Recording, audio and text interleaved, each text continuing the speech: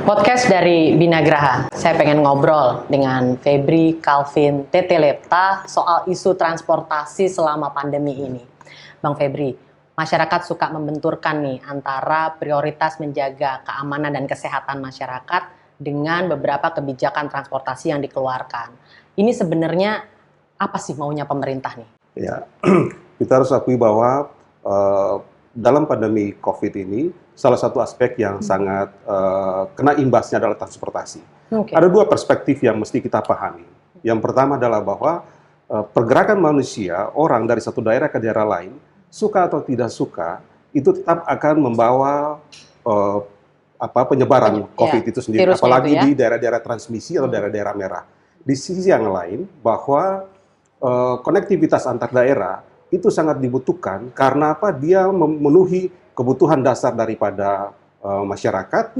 Pada tingkat tertentu, transportasi ini diperlukan juga untuk meningkatkan pelayanan pemerintah untuk melawan pandemi COVID ini sendiri, seperti pergerakan obat-obatan, kesehatan, tenaga medis, maupun juga dengan orang-orang yang kepentingan gitu. Termasuk pangan juga berarti ya? Nah, oleh sebab itu, di tengah-tengah dua perspektif ini, pemerintah sangat hati-hati dan bergerak di tengah.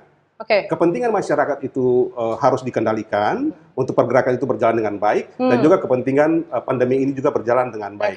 Nah, kita membuat pengendalian. Pengendalian ini maksud adalah bukan untuk melarang transportasi, tetapi membatasi. Membatasi yang dimaksud adalah ada protokol kesehatan yang sangat ketat yang harus diikuti oleh masyarakat ketika dia harus keluar rumah. Protokol itu juga berarti berlaku juga untuk operator transportasi lainnya? Iya.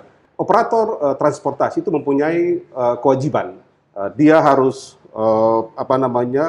memenuhi kebutuhan 50-70% occupation dalam transportasi. Berarti nggak penuh? Nggak penuh. Dia juga harus menyediakan sarana-sarana kebersihan seperti hand sanitizer atau cuci tangan. Dia harus membersihkan semua fasilitas transportasi jika pelayanan telah selesai dan atau memulai pelayanan yang baru.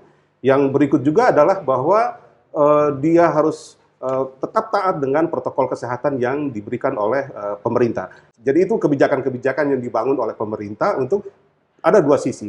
Melindungi masyarakat untuk masyarakat mendapat transportasi yang nyaman, tapi di sisi yang lain juga memberikan perlindungan kepada operator. Yang paling menarik di sini adalah bahwa pemerintah tidak statis. Apa yang dimaksud tidak statis adalah bahwa selalu ada dialog terus dengan masyarakat transportasi, sehingga ada masukan-masukan yang selalu akan diperbarui setiap saat gitu lah. Jadi pemerintah tetap mendengarkan masukan dari masyarakat transportasi, masyarakat umum juga sebagai pengguna sehingga kebijakannya tidak. Intinya adalah bahwa apapun dinamika di lapangan, pemerintah sangat siap dan sangat sigap untuk memperbarui semua proses itu dengan baik. Siap dan sigap.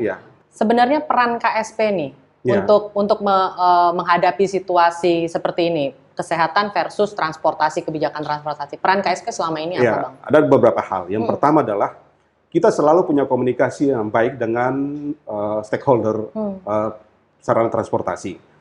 Yang berikut adalah kita juga mempunyai analisa yang setiap hari itu dalam komunikasi istana yang selalu kita sebarkan untuk kita mengukur dinamika pergerakan baik masyarakat maupun kendaraan. Nah, ini menjadi masukan untuk bagaimana kita mengambil kebijakan ke depan. Contoh, ketika ada permasalahan di suatu bandara, katakanlah bandara Soekarno-Hatta, itu KSP langsung membuat pengendalian langsung dengan otoritas bandara. Kenapa ini terjadi? Apa solusinya? Dan kita on the spot. Kepala staf mengatakan bahwa you nggak boleh kerja di belakang meja. Harus ambil informasi langsung di lapangan. Jangan percaya pejabat kalau melaporkan hal-hal cuma dari belakang meja gitu. Nggak boleh. Itu kita lakukan.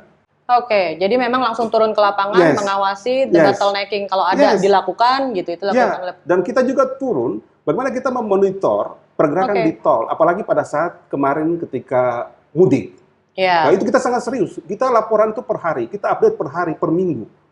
Jadi KSP selalu punya data pergerakan orang di titik-titik dan juga kendaraan. Transportasi. Kendaraan juga. Selain itu, kalau ada keluhan-keluhan yang dapat kita input dari masyarakat, atau kita langsung komunikasi dengan stakeholder yang bersangkutan. Entah itu katakanlah dengan KRL. Alright. Terima kasih atas penjelasannya Bang Febri. Kapan-kapan kita ngobrol lagi.